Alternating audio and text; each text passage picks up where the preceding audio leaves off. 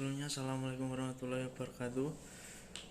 Saya Kuragam Mustika dari Prodi Teknik Informatika dengan NIM 235333791 ingin melanjutkan materi jaringan komputer yang telah saya buat pada video sebelumnya. Ya, langsung saja saya menuju ke poin 1.6.1 yang berjudul dengan arsitektur jaringan. Peran jaringan telah berubah dari jaringan yang hanya menyediakan data menjadi sistem yang memungkinkan koneksi orang, perangkat, dan informasi dalam lingkungan jaringan yang kaya media dan terkonvergensi agar jaringan dapat berfungsi secara efisien dan tumbuh dalam lingkungan seperti ini. Jaringan harus dibangun berdasarkan arsitektur jaringan standar. Jaringan juga mendukung berbagai macam aplikasi dan layanan. Jaringan harus beroperasi melalui berbagai jenis kabel dan perangkat yang membentuk infrastruktur fisik. Istilah arsitektur jaringan dalam konteks ini mengacu pada teknologi yang mendukung infrastruktur dan layanan serta terprogram atau protokol yang memindahkan data melalui jaringan. Seiring dengan berkembangnya jaringan, kami telah pelajari bahwa ada 4 karakteristik dasar yang harus dipenuhi oleh arsitek jaringan, yaitu 1. Toleransi kesalahan, 2. Skalabilitas, yang ketiga kualitas layanan, dan yang terakhir adalah keamanan. Lanjut ke 1.6.2, yaitu toleransi kesalahan. Jaringan yang toleran terhadap kesalahan adalah jaringan yang membatasi jumlah perangkat yang terpengaruh selama kegagalan. Jaringan ini dibangun untuk memungkinkan pemulihan cepat saat kegagalan tersebut terjadi. Jaringan ini bergantung pada beberapa jalur antara sumber dan tujuan pesan. Jika satu jalur gagal, pesan akan langsung dikirim melalui tautan yang berbeda. Memiliki beberapa jalur ke tujuan dikenal sebagai redundansi. Lanjut ke 1.6.3, yaitu skalabilitas. Jaringan yang dapat diskalakan berkembang dengan cepat untuk mendukung pengguna dan aplikasi baru. Hal ini dilakukan tanpa menurunkan kinerja layanan yang diakses oleh pengguna yang sudah ada. Lanjut ke 1.6.4, kualitas layanan. Kualitas layanan merupakan persyaratan jaringan yang terus meningkat saat ini. Aplikasi baru yang tersedia bagi pengguna melalui jaringan seperti transmisi suara dan video langsung menciptakan ekspektasi yang lebih tinggi terhadap kualitas layanan yang diberikan. Lanjut ke 1.6.5, infrastruktur jaringan. Layanan dan data yang terdapat pada perangkat yang terhubung ke jaringan merupakan aset pribadi dan bisnis yang penting. Administrator jaringan harus memperhatikan 2 jenis masalah keamanan: jaringan, keamanan infrastruktur jaringan, dan keamanan informasi. Administrator jaringan juga harus melindungi informasi yang terdapat dalam paket yang dikirimkan melalui jaringan dan informasi yang tersimpan pada perangkat yang terhubung ke jaringan.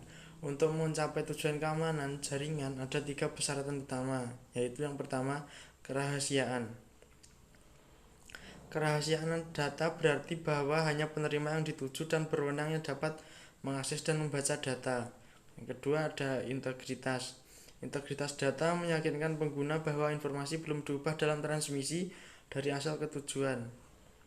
Dan yang terakhir, ketersediaan.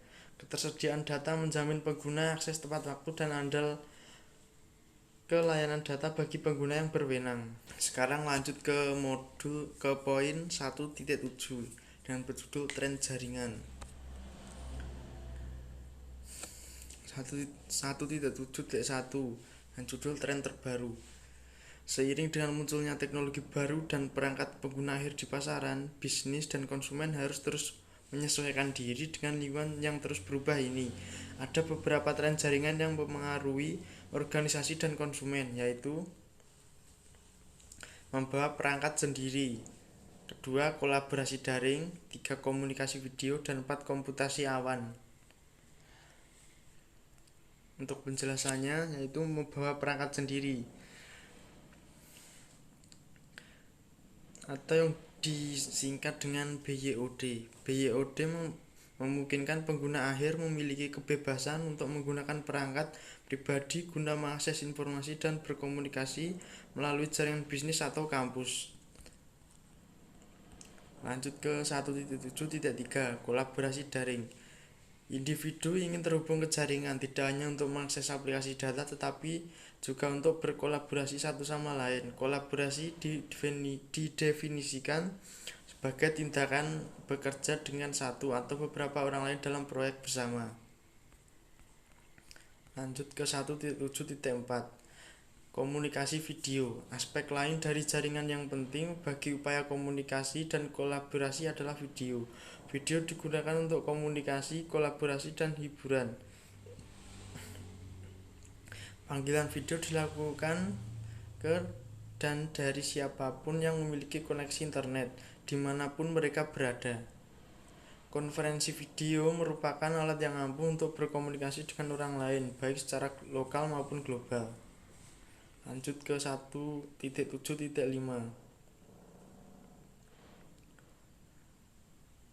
video Cisco WebEx untuk Hurdles. Pada poin ini terdapat video bagaimana Cisco WebEx dimasukkan ke dalam kehidupan dan bisnis sehari-hari. Untuk video bisa dilihat pada poin 1.7.5. Lanjut ke 1.7.6 komputasi awan. Komputasi awan merupakan salah satu cara kita untuk mengakses dan menyimpan data. Komputasi awan memungkinkan kita menyimpan berkas pribadi, bahkan mencadangkan seluruh drive di server melalui internet. Aplikasi seperti pengolah kata dan penyuntingan foto dapat diakses menggunakan awan. Jenis awan atau yang disebut dengan cloud.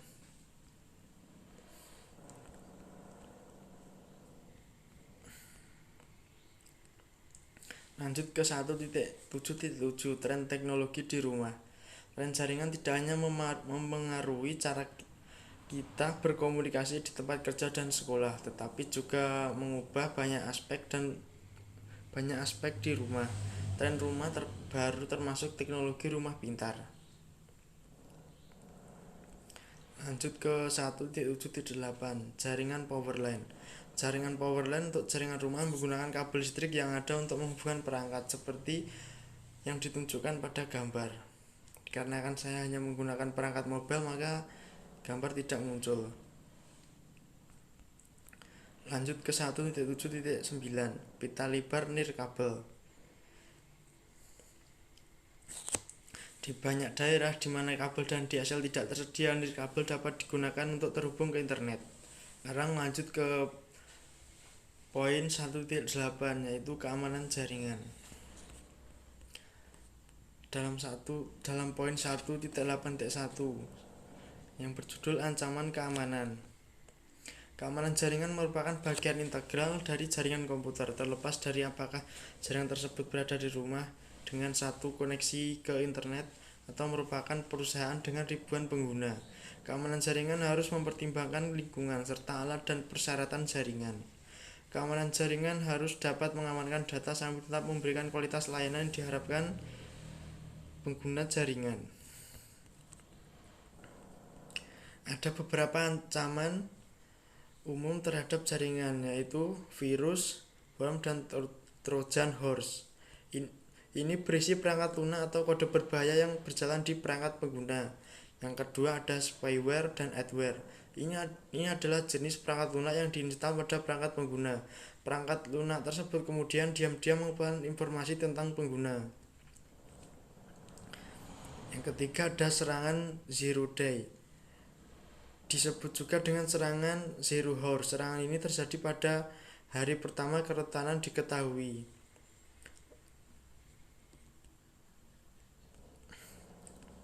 Yang keempat, serangan atau ancaman. Orang jahat menyerang perangkat pengguna atau sumber daya jaringan.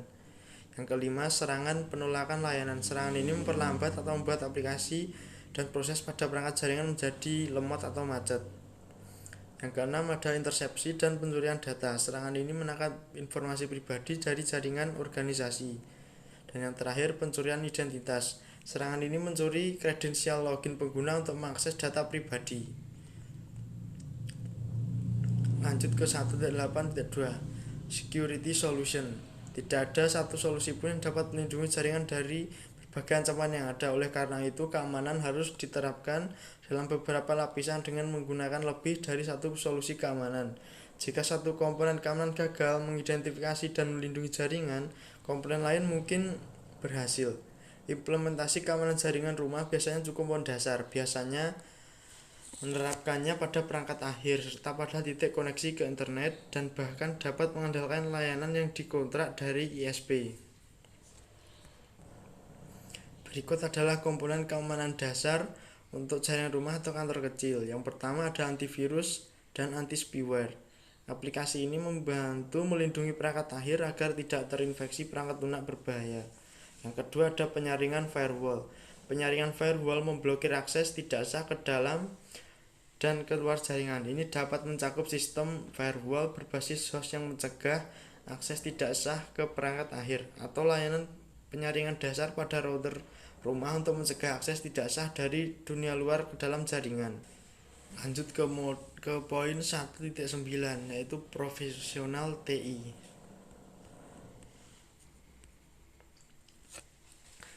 Pada poin 1.9.1 bahasa Inggris CCNA.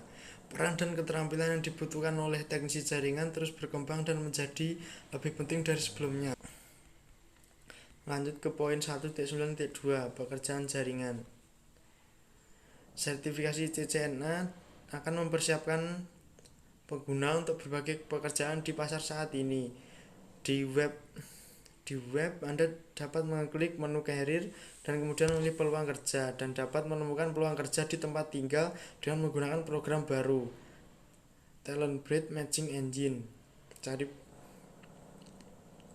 pekerjaan di Cisco serta mitra dan distributor Cisco yang mencari mahasiswa dan alumni Cisco Networking Academy. Mungkin sekian video dari saya. Apabila ada kurang lebihnya saya mohon maaf. Wassalamualaikum warahmatullahi wabarakatuh.